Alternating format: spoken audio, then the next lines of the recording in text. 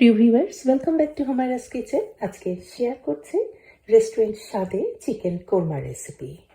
মখমলের মতো মোলায়েম আর মসৃণ এই চিকেন কোরমার গ্রেভি কিন্তু তৈরি করেছে এই অসাধারণ স্বাদের চিকেন কোরমা ঘরে থাকা সামান্য কিছু সাধারণ মশলায়। আমি তো বাইরে থাকি, আমি চিকেন ব্রেস্ট আলাদাভাবেও পাই, রানও পাই, আবার যে ডানা সেটাও পাই। আমি চিকেন কোরমা তৈরি করছি এই ধরনেরই কিছু। আমি মুরগির রান নিয়েছি আর নিয়েছি বুকের মাংস। এখানে প্রায় 1 কিলো পরিমাণের মাংস হবে।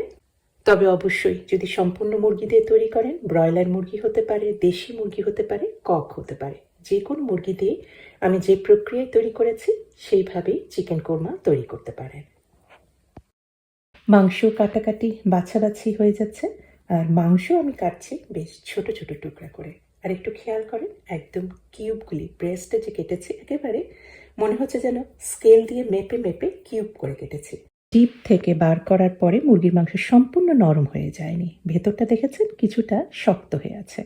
এইভাবে থাকলে আপনি মুরগির মাংস একদম কিউব করে কাটতে পারেন। আপনার যেটা ইচ্ছা সেভাবেই কাটতে পারবেন, সেই শেপে। রান্না শুরু করার আগে আমি মুরগির মাংসটা ম্যারিনেট করছি আদার পেস্ট দিয়ে। এটা ফ্রেশ আদার পেস্ট, এটা অবশ্যই ব্যবহার করার চেষ্টা করবেন। গুঁড়া আদা কখনোই দেবেন না, তাহলে স্বাদ কিন্তু সেভাবে আসবে না। ধনে গুঁড়া দিয়েছি, জিরা গুঁড়া দিয়েছি, রসুন গুঁড়া দিয়েছি। রসুন গুঁড়া ব্যবহার করতে পারেন, তবে যদি ফ্রেশ ব্যবহার করেন তবে স্বাদ আরও বেড়ে যাবে। আর দিয়েছি হলুদ গুঁড়া, আর দিয়েছি 1-2 চা চামচের মতো টক দই। এখন ভালোভাবে মাখিয়ে রেখে দিচ্ছি আধা ঘন্টার জন্য নর্মাল ফ্রিজে। এতে মাংসের ভেতরে মশলাটা একদমই ঢুকে যাবে, ফলে মাংসের স্বাদটা রান্নায় অনেক বেড়ে যাবে। আমি রান্নাটা শুরু করছি। আমি একটা বড় ননস্টিক প্যান নিয়েছি, আর বেশ পরিমাণে আমি তেল দিয়ে করছি। ইচ্ছা করলে আপনারা মাখন বা ঘি ব্যবহার করতে পারেন। আমি বেশ পরিমাণে পেঁয়াজ স্লাইস দিয়েছি। একটু বেশি পরিমাণে পেঁয়াজ স্লাইস লাগে, এই দ্রব্যমূল্যের বাজারে পেঁয়াজের পরিমাণটা একটু বেশি হয়ে গেছে, তবে পেঁয়াজ বেশি হলে রান্নাটা ভালো হয়। পেঁয়াজ একদমই ব্রাউন করে ভাজবেন। আমি কিন্তু ভাজা হয়ে গেছে ব্রাউন করে। আর এই তেলের মধ্যে পেঁয়াজের কিন্তু সুগন্ধ ভরে আছে। এতেই আমি ম্যারিনেট করা মাংসগুলি এখন ভাজবো। চুলার আঁচটা একদম হাই হিটে রাখবেন। হাই হিটে রাখলে এই মাংস যে ভাজছি আমি, একটু লাল লাল করে ভাজতে হবে।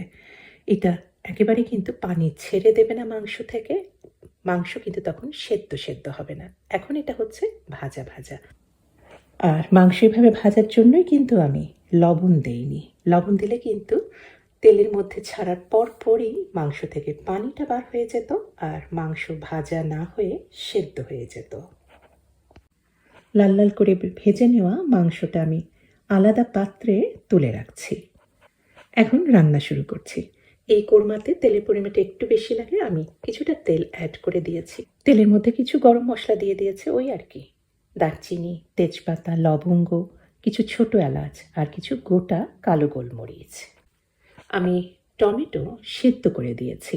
এটা টিনের টমেটো, তবে আপনারা নর্মাল যে টমেটোটা সেটাও সেদ্ধ করে তারপরে দেবেন, 1টা কি 2টার মতো। আমি পরিমাণগুলি সব ডিসক্রিপশন বক্সে দিয়ে দিয়েছি, আপনারা দেখে নিতে পারেন।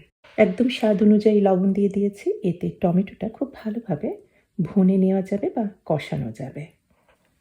লাল মরিচের গুঁড়া দিয়ে দিলাম, আর দিয়েছি কিছু ওই একই মশলা, ধনে গুঁড়া আর জিরা গুঁড়া। প্রায় 5-6 মিনিটের মতো পানি দিয়ে ভালোভাবে ভুনে নিয়েছি।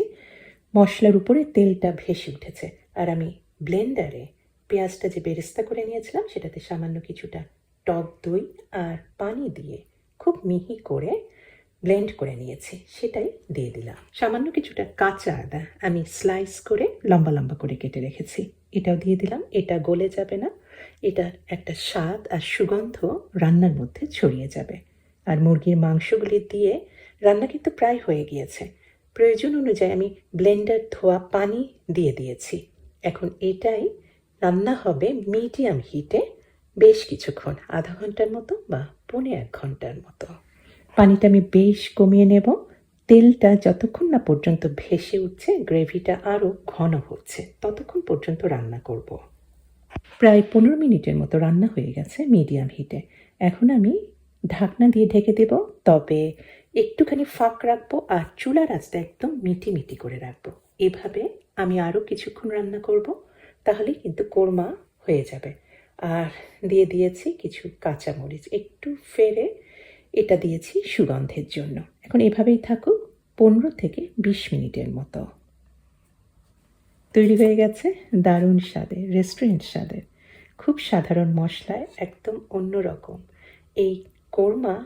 পোলাও, খিচুড়ি তো আছে, পরোটা, রুটি, নান এর সাথে অতুলনীয়।